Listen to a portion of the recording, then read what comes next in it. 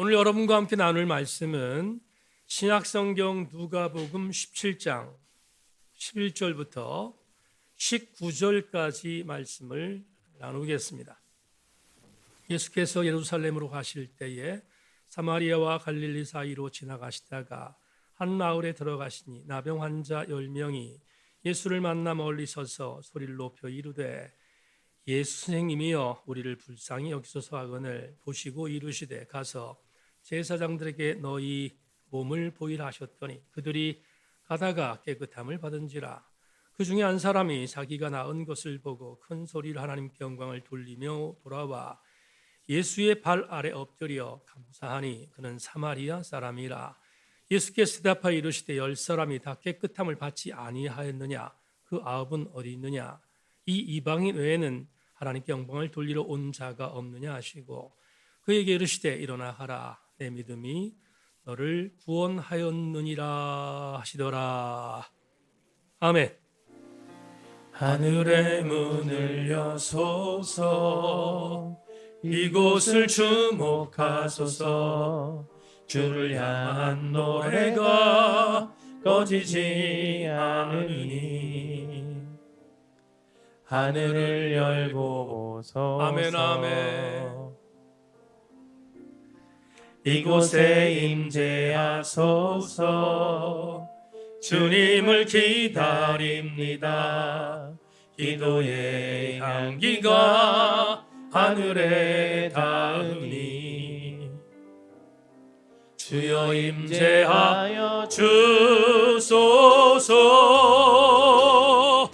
이곳에 오셔서 이곳에 앉으소서.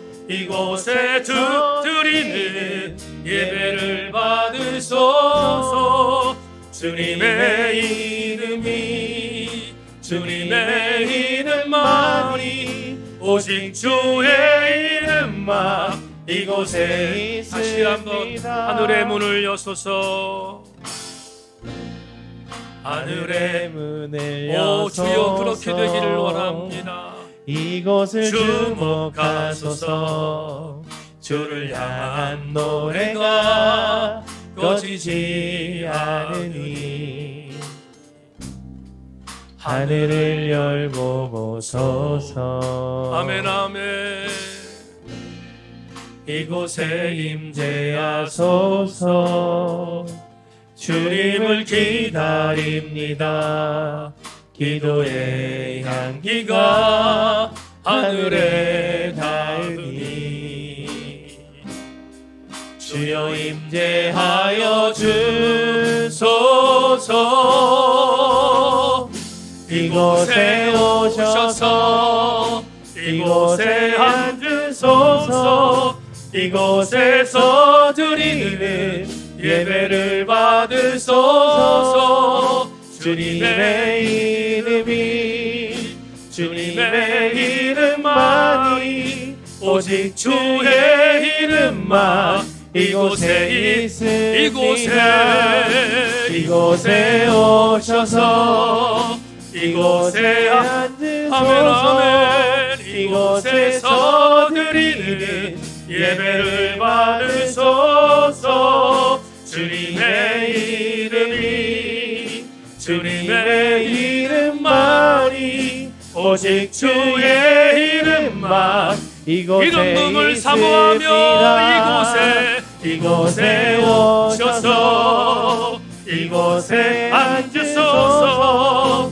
이곳에서 드리는 예배를 받으소서. 주님의 이름만이 오직 주의 이름만 이곳에 있습니다.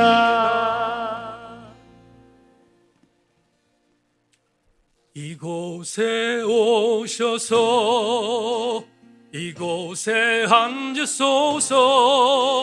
이곳에서 드리는 예배를 받으소서. 주님의 이름만이 오직 주의 이름만 이곳에 있음이로.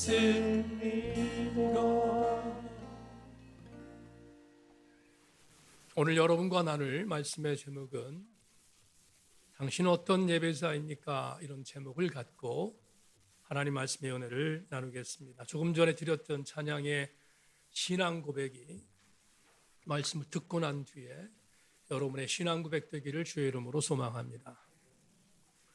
오늘부터 몇 주 동안 강해 설교를 중단하고 제목 설교를 진행하려고 합니다. 강해 설교의 집요함에 비해서 제목 설교는 그 치열함이 조금 떨어질 수 있는 게 사실이지만 그럼에도 불구하고 최선을 다해서 설교를 준비하려고 합니다. 교우들은 기대함과 사모함을 갖고 설교를 듣기를 바라고 또 그 가운데 역사하신 하나님의 음성이 잘 들려지기를 주님의 이름으로 부탁드립니다. 지난주 월요일 날 아내와 함께 영화 한 편을 관람했습니다. 영화의 제목은 여러분도 보신 분이 계시겠지만 이순신 장군의 마지막 일대기를 그린 노량이라는 영화였습니다.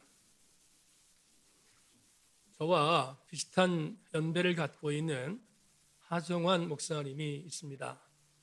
그분은 목사이지만 영화 평론가이기도 합니다.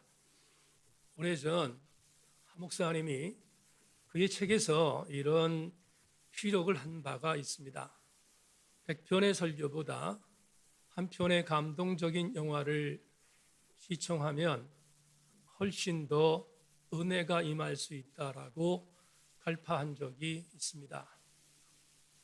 전체를 동의하지는 않지만 그럴 수 있다고 생각합니다. 지난 월요일 날 관람하게 됐던 노량이라는 영화가 그 감동의 한 부분을 저에게 주어서 잠깐 언급하고 설교를 시작할까 합니다. 영화는 작가에 의해서 시나리오가 써지고 써진 시나리오에 각색이 이루어지고 각색된 대본을 갖고 배우들이 연기할 때 한 편의 영화가 만들어집니다.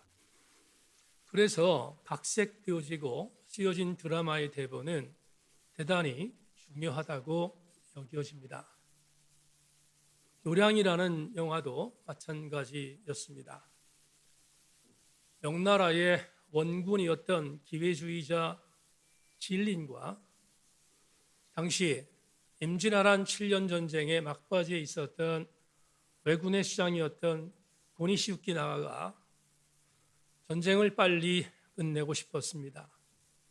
도요토미 히데요시가 죽고 난 뒤에 철군 명령이 떨어졌기에 빠른 속도로 이 전쟁을 끝내고 싶은 마음이 있었지만 고니시우키 나가라고 하는 일본의 잔당들이 일본으로 돌아가는 퇴로를 막았던 이순신 장군은 이들에게 퇴로를 열어줄 생각이 전혀 없었습니다. 이것을 알았던 진린과 고니시유키 나가는 서로 협착해서 어떻게 하면 이 전쟁을 끝낼 것인가를 상의하다 서로 밀약하게 됩니다. 서로의 이익을 위해서 좋은 것들을 함께 나누고 전쟁을 끝내려고 했습니다. 그러나 원칙주의자였던 이순신 장군은 이 계략을 원천봉쇄했고 노량이라는 전쟁이 시작되었음을 이 영화를 보신 분들은 전부 다 알고 있을 것입니다. 그날 영화를 관람하다 제게 울린 울림 하나가 있습니다. 각색이 아니라 이순신 장군의 어록에 있는 한 내용을 이순신 역을 맡은 김윤식 배우가 이렇게 말했습니다. 전쟁을 이렇게 끝내서는 안 된다. 일본까지 쫓아가 완전한 항복을 받아내야 한다. 영화에 나오는 한 대사입니다. 설교를 준비하다가 노량의 시놉시스를 찾아봤습니다. 어떤 한 네티즌이 이순신의 이 어록을 이렇게 빗댔습니다. 그러니 이순신은 전쟁 위치광이다. 그렇습니까? 1도 동의하지 않습니다. 과유불급일진 모르겠지만 왜 이순신 장군께서 전쟁을 이대로 끝내서는 안 된다고 역설했을까? 그 이유는 간단합니다. 대단히 놀랍게도 이순신 장군의 해안은 2024년 오늘 대한민국과 일본이라는 나라의 정치 역학적 함수와 연결되었다는 사실에 소스라치게 놀랄 수밖에 없습니다. 적어도 일본이란 민족의 야만성과 그리고 침략 야욕은 끝나지 않을 것임을 확신했기에 이순신 장군은 이렇게 끝까지 전쟁을 이기도록 독려했다는 사실에 소름 끼치는 감동을 얻게 되었습니다. 영화를 보고 빠져나오는 순간 속으로 무한 박수치며 응원했습니다.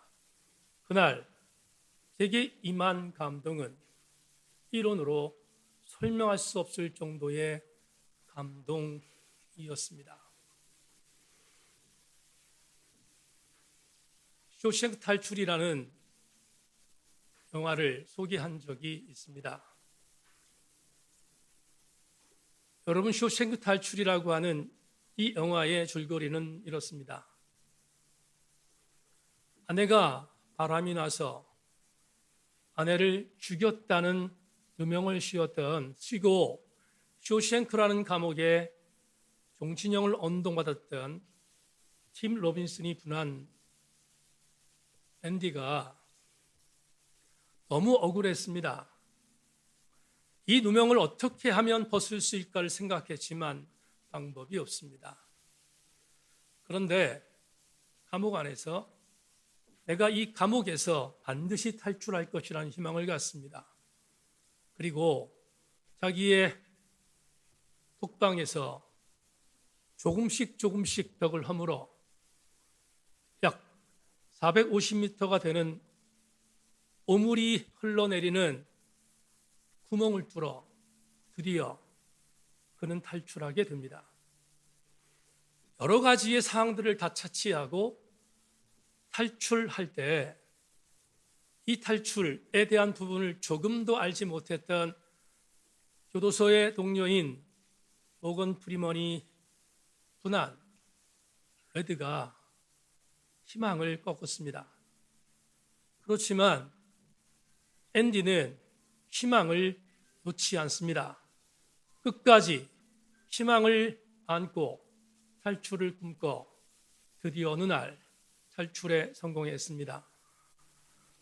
감옥 안에서 탈출을 계획했던 앤디는 레드에게 내가 탈출하게 되고 내가 자유를 얻게 되면 당신에게 한 가지 말을 하고 싶다고 하는 뉘앙스를 남기고 메모를 써서 만에 하나 당신이 석방되는 날 어느 장소에 가서 그 장소에 있는 메모를 읽어보라고 권면한 내용을 기억했던 레드는 가석방이 된 이후 밖으로 나와 감옥소 동기였던 앤디가 말했던 그 장소에 가서 땅을 팠습니다. 그러자 말한 그대로 종이 쪽지에 메모가 실려 있습니다. 영화에 나오는 이 장면은 제게는 엄청난 감동이었습니다. 그 메모지에 이렇게 쓰여 있습니다. 기억하십시오. 명심하십시오, 레드. 희망은 좋은 것입니다. 가장 좋은 것일지도 모릅니다. 좋은 것은 절대로 에버다이 죽지 않습니다. 사라지지 않습니다. 라고 쓰여 있었습니다. 이 영화를 아내와 함께 보면서 받았던 감동은 이루 말할 수 없었습니다. 왜냐하면 목회의 여정에서 가장 젊은 날 치열하게 목회하던 어가 여기서 쿵 저기서 쿵 하던 그때 좌절하고 싶을 때가 한두 번이 아니었던 저는 이 대사를 어려울 때마다 곱씹고 일어섰기 때문입니다. 영화든 문학작품이든 음악이든 어떤 종류의 것이든 상관없이 감동을 줄 수 있는 매개는 우리가 붙들어야 할 일 중에 하나입니다. 마치 두 편의 영화를 소개하며 제가 감동받았던 것을 여러분에게 말한 그대로 정말 우리는 이 땅을 살면서 힘들 때 우리에게 감동을 주는 그 무언가를 붙들어 하는 것은 너무 당연한 일이 아닐 수 없습니다. 그렇지만 오늘 저는 여러분에게 목회자이기에 이런 엄청난 감동과는 비교할 수 없는 또 다른 감동을 소개하고자 합니다. 오늘 우리 그리스도인들에게 주어지는 엄청난 감동을 제게 몇 주 전에 있었던 한 에피소드를 통하여 말씀을 드리고 본문으로 들어갈까 합니다. 몇 주 전 교회 지체 한 분이 저에게 기도 부탁을 했습니다. 목사님, 제게 급한 기도 제목이 있습니다. 그리고 그 기도 제목을 들었습니다. 그러자 진짜로 급한 기도였습니다. 그리고 그 지체가 목사님 절박한데 중보해 주시기를 부탁합니다 라고 요청했습니다. 그 지체에게 위로를 전하고 그 지체가 서재를 나간 뒤 그 자리에서 하나님 앞에 엎드렸습니다. 그리고 이렇게 기도했습니다. 하나님, 지체의 기도의 제목 위에 긴급한 요청을 드리니 주님 응답해 주시길 원합니다 라고 기도했습니다. 그런 뒤에 습관에 따라 성서 일과를 묵상했습니다. 성서 일과를 묵상하는 그날 지체의 긴급한 기도 제목을 받은 제게 주님이 주신 말씀은 마태복음 8장 1절로 3절이었습니다. 예수께서 산에서 내려오시니 수많은 무리가 따르니라. 한 나병 환자가 나와 절하며 이르되 주여 원하시면 저를 깨끗하게 하실 수 있나이다 하거늘 예수께서 손을 내밀어 그에게 대시며 이르시되 내가 원하노니 깨끗함을 받으라 하시니 즉시 그의 나병이 깨끗하여 진지라. 지체의 기도를 요청받고 엎드린 뒤 제게 주어진 성서 일과를 묵상하는데 이 말씀이 제게 임했습니다. 그리고 저는 확신했습니다. 이 구절을 왜 주셨을까? 한 구절에 제 감동이 임했습니다. 한센병 환자가 주님 제 질병을 고쳐주십시오라고 요청했을 때 긴박한 기도 제목이었습니다. 주께서 긴박한 기도 제목을 받으시자 이렇게 반응하셨습니다. 나도 원한다.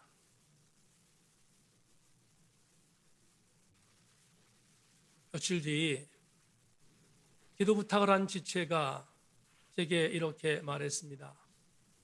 목사님, 제 기도의 제목이 응답되었다고.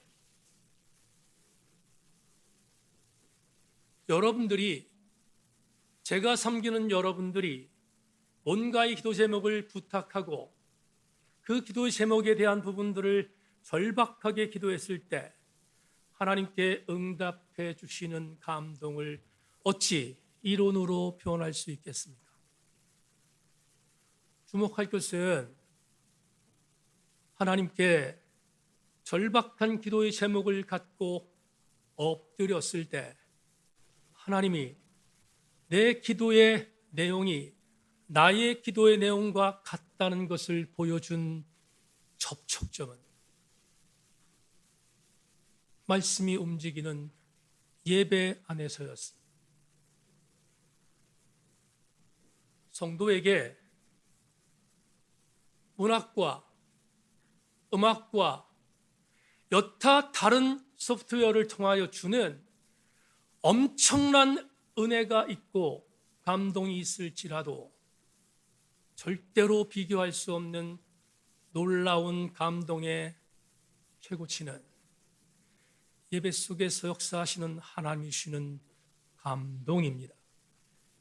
그래서 오늘 저는 본문에 들어가기 앞서 레마를 먼저 소개하고자 합니다. 오늘 여러분께 드리는 설교의 주제 설교의 첫 번째 주일의 레마는 이것입니다. 하나님의 사람들이 공급받을 수 있는 감동의 최대치는 하나님께서 받으시는 진정한 예배를 드릴 때임을 잊지 마시기를 소망합니다. 오늘 본문은 우리가 너무 잘 알고 있는 본문입니다.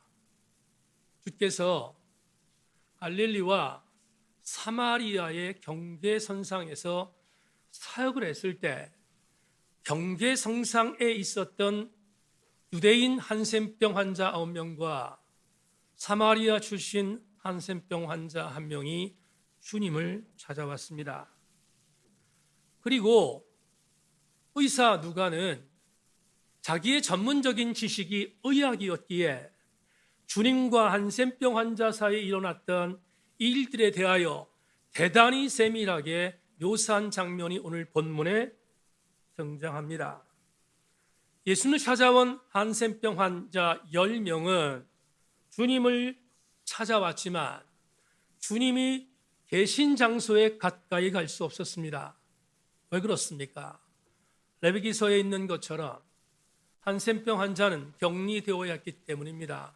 한 마을 공동체에서 완전히 격리된 장소에서 비참한 삶을 살아야 하는 것이 당시에 저주 질병이었던 한센병이었기에 이 10명의 환자도 예수께서 오셨다는 이야기를 들었지만 가까이 갈 수 없었습니다. 그래서 가까이 갈 수 없었던 이들이 어떻게 했는지 본문 12절이 우리에게 알려주고 있습니다. 한 마을에 들어가시니 나병 환자 10명이 예수를 만나 멀리 서 있었다. 멀리 서 있었다는 누가의 표현은 바로 이런 의미를 갖고 있습니다. 그렇다고 해서 멀리 서 있다고 해서 그들의 목표가 흔들린 것은 아닙니다. 이 한센병 환자들은 멀리 서서 예수께서 들으실 만한 큰 소리를 갖고 외쳤습니다.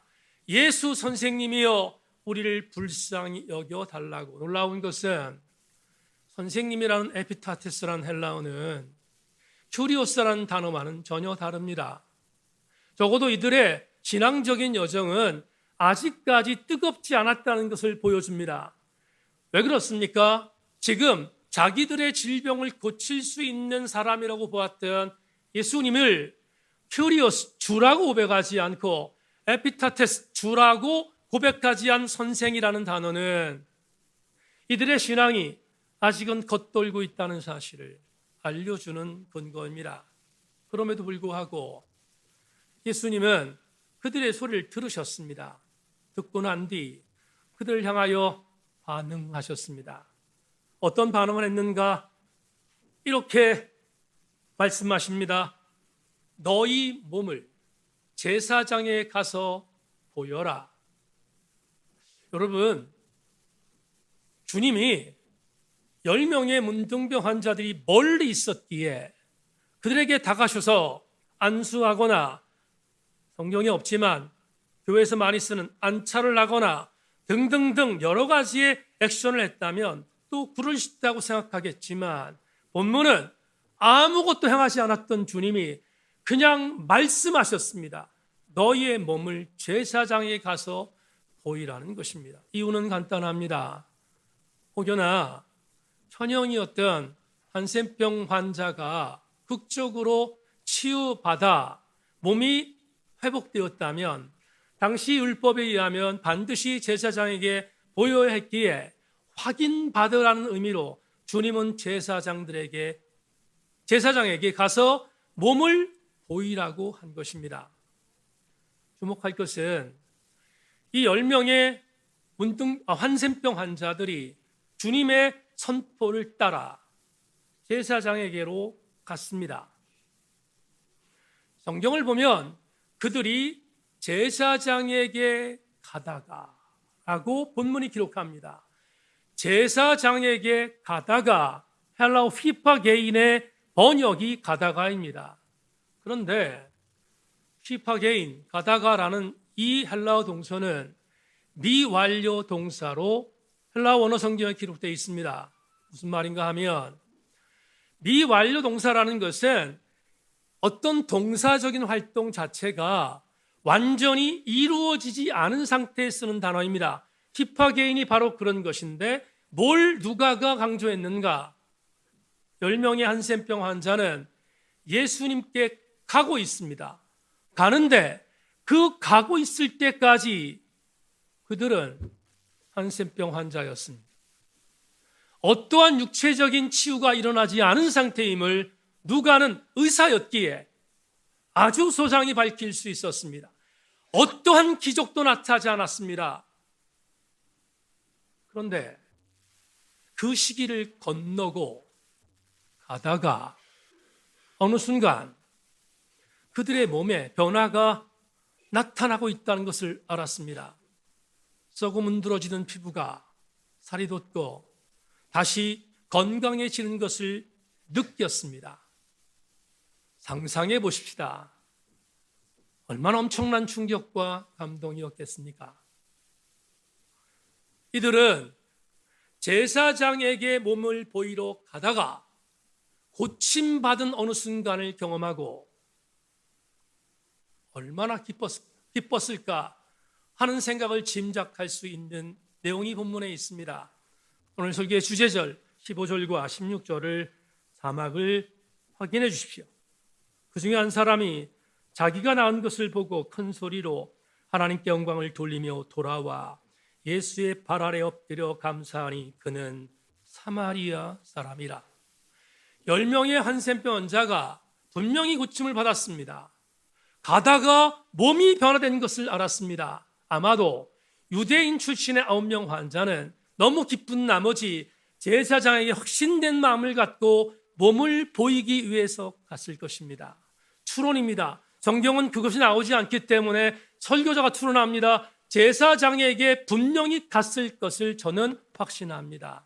그런데 그 중에 한 명, 그 유대인들이 사람 취급을 하지 않던 사마리아 출신의 한센병 환자가 돌아섰습니다. 노상에서 돌아섰습니다. 터닝했습니다. 그리고 말씀으로 자기를 치유하신 예수 그리스도께로 돌아가기로 맘먹습니다. 그런 뒤에 돌아갔습니다. 성경은 이렇게 말합니다. 세 가지를 말하는데 하나님의 영광을 돌렸다. 예수 그리스도에게 가서 하나님께 영광을 돌렸다. 그리고 그분의 발 아래 엎드렸다. 그리고 나서 그분께 감사했다. 여러분 누가복음 17장 15절로 16절에 세 가지 동사에 주목하십시다. 이렇게 말합니다. 예수께로 돌아왔고, 두 번째 예수의 발 아래 엎드렸고, 세 번째 그분께 감사했다. 우리가 보는 개역개정판은 감사했다고 되어 있지만 개역판은 사례했다고 표현합니다. 그렇다면 이 세 가지는 대단히 중요한 행동이었습니다. 언젠가 소개했던 마큐 뷰캐넌의 한 글을 다시 인용하겠습니다. 마틴 루터는 문둥병 환자가 깨끗해진 후 다시 예수께 돌아오는 것을 예배라고 평했다. 나는 좀 더 나아가 그것이 거룩한 삶의 모습이라고 말하고 싶다. 사랑하는 여러분, 사마리아 출신의 한센병 환자가 제사장에 갈 때 그가 치유받은 것은 한센병입니다. 육체적인 치료였습니다. 예수께 돌아와 엎드렸습니다. 엎드렸다는 프로스푸네오는 예배했다는 뜻입니다. 엎드려 주님께 예배했습니다. 그러자 예수께서 말씀하십니다. 10명이 모두 다 고침 받았는데 9은 어디 갔느냐? 그리고 돌아와 예배하는 그에게 이렇게 선언하십니다. 19절 그에게 이르시되 일어나 가라. 내 믿음이 너를 구원하였느니라 하시니라. 그러면 분명한 사실은 육체적인 질병에서 고침받은 이 한센병 환자는 주께 돌아와 예배하는 순간 영적으로도 구원받았다는 사실을 본문이 우리에게 제시해 주고 있습니다. 그렇다면 마틴 루터의 말은 정확합니다. 그가 돌아와 예수께 엎드린 것이 바로 예배였다. 마크 부케너는 이렇게 예배했던 사마리아 출신의 한 문둥병자에 대한 예화를 말한 뒤에 그의 책에서 2024년 1월 두 번째 주일 예배하는 우리 세인교회 성도들을 포함하여 모든 현대적 크리스천들의 비수를 꽂는 대단히 의미심장한 말씀을 남깁니다. 연이어 부캐논의 이야기를 들어보십시오. 경계 지역에는 전에 문둥병 환자였다가 깨끗해진 자들, 그러나 예수께서 명하신 길로 결코 걸어가지 않는 자들, 그래서 마치 늙은 퇴역 군인들이 전투 경험담을 나누듯 예수를 만났던 날과 그분께 쓰임받았던 날의 향수에 젖어 사는 자들이 득실거린다. 그들은 예수님과 만났던 날과 그분께 쓰임받았던 날, 그들을 온통 휘저어놓고 확신을 주던 믿음, 그들의 입으로 내뱉었던 믿음을 하루하루 한 걸음 한 걸음 지속하지 않은 자들이다. 그들은 예수께 다시 돌아오는 경이로움에 붙잡히는 찬양하고 감사하는 새로 얻은 힘을 온전히 이용하여 그들의 몸을 산 제사로 드리는 거룩한 습관을 배양하지 않는 자들이다. 그들은 대제사장에게 그들의 몸을 보였을지는 모른다. 하지만 대제사장의 발 앞에 엎드리는 것을 그만 잊고 말았다.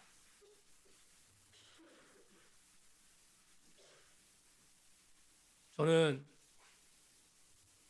1월 두 번째 주일 설교의 제목을 당신은 어떤 예배자입니까? 라고 정했습니다. 예배하는 교우 여러분, 여러분은 어떤 예배자이십니까?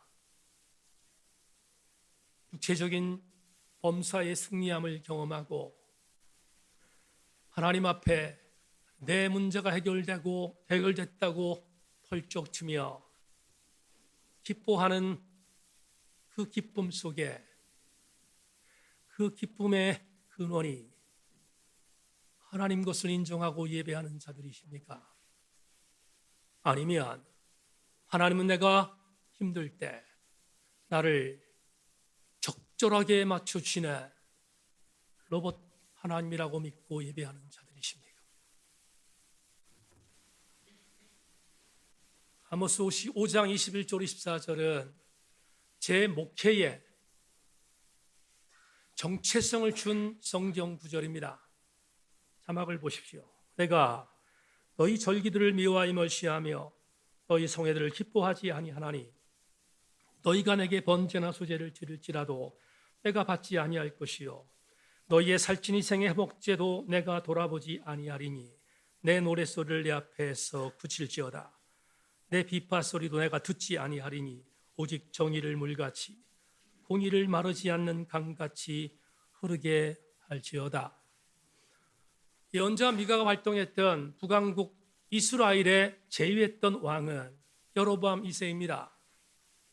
여로보암 2세는 그냥 여로보암 2세가 아니라 북왕국 이스라엘의 전성기였습니다. 경제적으로, 군사적으로, 문화적으로 전성기였다는 것을 우리에게 알려줍니다. 그렇다면 그렇게 잘 살던 북왕국 이스라엘은 하나님 앞에 더 반드시 서야 됐는데 상황은 반대였습니다. 경제적인 부와 군사적인 엄청난 부를 경험했던 북왕국 이스라엘은 하나님을 돌아섰습니다. 부패하고 타락했고 정치, 종교 지도자들은 타락의 극을 달렸습니다. 가난한 자를 짓눌고 오히려 그들의 부를 추구하는 자들이 되었습니다. 그런데 놀라운 것은 이렇게 삶에서 엉망진창인 삶을 살던 이들이 들었던 풍월이 있어서 배웠던 습관이 있어서 하나님 앞에 예배 드리기를 포기하지 않았다는 것입니다. 상상해 보십시오. 일주일 동안 삶에서 엉망진창의 랜덤에 살고 있는 자들이 주일날 교회 나와서 하나님, 내 일주일의 삶을 덮어주십시오. 내가 적절하게 헌금하고 내가 적절하게 하나님께 제사를 드릴 테니 받아달라고 요청하는 그 상황을 여러분 2세 때 북왕국 이스라엘 백성들은 자행했습니다. 하나님이 분노하셨습니다. 그리고 그들이 습관적으로 드리는 제사, 번제, 성회, 절길 때마다 드리는 여러 가지의 축제의 성회를 드리는 것을 보고 하나님이 미가 예언자를 통하여 이렇게 말씀합니다. 너희들이 드리는 것들 받지 않을 것이며 돌아보지 않을 것이며 듣지도 않을 것이다. 한마디로 말하면 제사를 집어치라는 것입니다. 듣지 않겠다는 것입니다. 하나님이 얼마나 분노했으면 미가 예언자를 통하여 너희의 제사를 받지 않겠다고 선포하셨을까? 왜 하나님은 제사를 드리는 예배하는 자들을 돌아보지 않고 그것들을 집어치우라고 말씀했을까? 하나님이 절대로 받을 수 없는 가증한 예배였기 때문입니다. 오늘 우리에게 적용하고 설교를 맺겠습니다. 성도 여러분,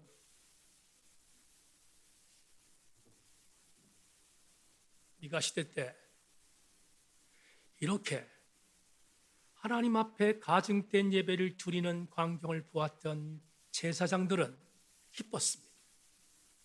본인들도 그런 죄를 짓고 있었기에 눈 감았습니다. 그리고 이렇게 말합니다. 이들이 제사를 드리건 드리는 것만 해도 얼마나 귀한 일인가. 이들이 예배를 드리는 것만 해도 얼마나 귀한 일인가. 이들이 드리는 제물을 통하여 지금 성전이 돌아가고 있는데 그걸로 감사해야지. 눈 감았습니다. 저에게 적용합니다. 이강동 목사는 우리 교우들이 하나님께 기뻐하는 예배의 삶을 드리지 않고 주일날 교회 나와 예배를 드리며 11조를 드리며 감사를 드리며 이모저모의 드림을 통하여 하나님께 드렸다는 것 때문에 여러분에게 잘했습니다. 여러분 정말로 축복합니다. 라고 축복하는 목사는 아닐까? 아이든 토저는 그의 걸작이었던 예배인가 쇼인가라는 책에서 이렇게 갈파했습니다.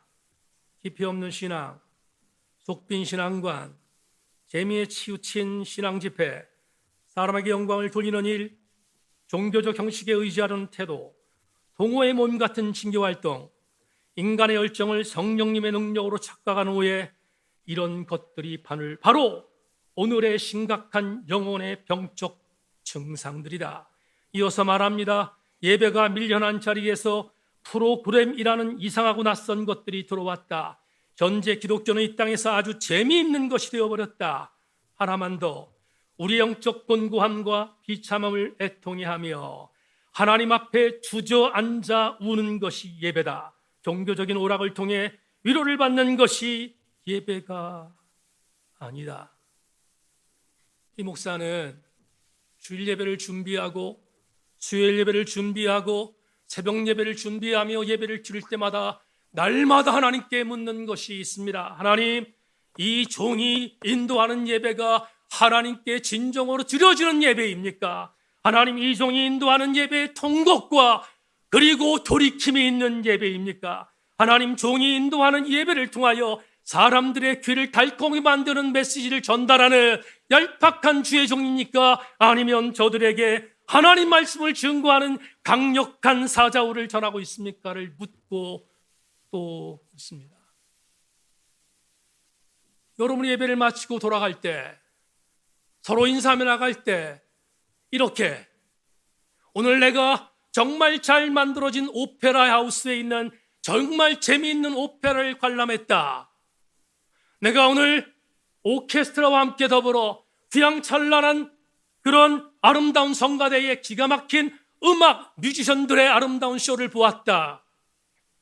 내가 오늘 잘 이루어져 있는 문학작품을 함께 나눌 수 있는 어떤 학문적인 부분에 있어서의 이론을 터득하고 나가는 학술대에 참석했다고 결정하며 예배를 빠져나간다면 우리 교회는 예배가 없는 교회입니다. 말씀을 맺겠습니다. 어제 토요일 날 새벽에 우리 교우들과 나눴던 묵상의 메시지가 오늘 전교가 있는 데서 함께 나누려 될 것 같아 한 번 더 인용합니다. 금요일 아침에 새벽 예배를 인도하고 그리고 그 다음 토요일 날 사역을 감당하기 위해서 여러분이 함께 나누시는 생명의 말씀, 생명의 삶, 그날 성서 일과를 묵상하다가 제게 주어진 한 구절에서 심장이 멎을 뻔했습니다. 마가복음 5장 40절입니다. 그들이 비웃더라. 예수께서 그들을 다 내보내신 후에 아이의 부모와 또 자기와 함께한 자들을 데리시고 아이 있는 곳으로 들어가사 새벽 예배를 나오지 않은 교우들을 위해서 서비스하겠습니다. 회당장 야이로는 가버나움의 가장 큰 회당의 장이었습니다. 그런데 예수께 찾아왔습니다. 내 딸이 죽게 되었으니 내 딸을 살려달라는 것입니다.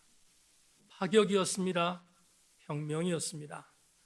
예수님은 야이로에게 네 집으로 가자 말씀하시고 가는 어간 한 여인이 자기 옷에 손을 대는 것을 보고 영적인 기운이 빠져나가는 것을 느꼈던 주님이 머뭇하셨습니다.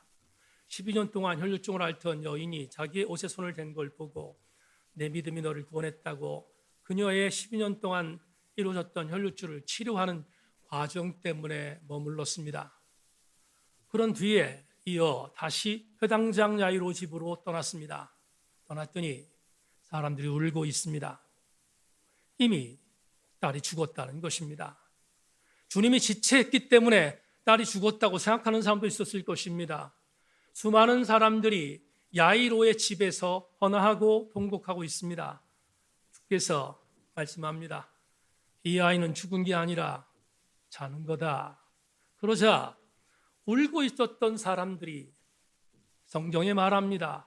예수님의 말씀을 비웃었더라. 공동번역에는 코웃음 쳤다, 콧방 꼈다고 번역했습니다. 예수께서 오셔서 말씀하셨는데 그 말을 조금도 믿지 않는 이들을 주님이 어떻게 하셨는가? 제게 주었던 말씀을 어제 새벽에 교우들과 나누며 감동을 나눴습니다. 비웃던 자들을 밖으로 다 내몰았다고 말함. 그리고 제자들과 부모님만 데리고 야이로의 아버지와 어머니를 데리고 야이로의 딸이 죽어 있는 방으로 올라가셔서 말씀으로 선포합니다. 딸리타 금 소녀야 일어나라. 소녀가 일어났습니다. 역사적인 현실임을 알려주기 위하여 이렇게 마가는 말합니다. 일어난 소녀의 나이가 13살이었다. 어제 나누었습니다. 예수 그리스도의 말씀이 선포되는 예배에서 말씀을 들었음에도 불구하고 듣지 않는 자가 어찌 예배자일 수 있습니까? 그들은 예수께서 밖으로 내모신 이유가 어디 있는지를 갈파했습니다. 사랑하는 교우 여러분, 오늘 예배를 드리며 혹여나 이런 성도가 있습니까? 목사님, 저도 성경에 대해서 알만합니다. 알 것 다 알고 있습니다. 그러니까 목사님, 성경 운운하면서 뭔가 나에게 교훈을 주겠다고, 나에게 감동시키겠다고 말하지 마십시오. 내가 오늘 교회에 나와서 하나님 앞에 예배를 드리며 헌금도 드리며 시간도 드리며 희생하는 이유는 한 가지입니다. 이 강단에서 당신을 통하여 일주일 동안 찌들렸던 나의 삶을 위로받기 싶어서, 그래서 나는 오늘 예배를 나왔습니다. 하나님 말씀 내게는 전혀 중요하지 않습니다. 나를 격려하십시오라고 이야기하며 이 예배에 참석한 교우들이 있습니까? 그렇습니까? 대단히 죄송하지만 그런 자에게 달리타쿰은 일어나지 않습니다. 이제 여러분에게 오늘 설교를 증언하며 마지막 한 문장을 소개할까 합니다. 미국의 유명한 크리스천 프리랜서 작가인 토미 테니가 이렇게 말했습니다.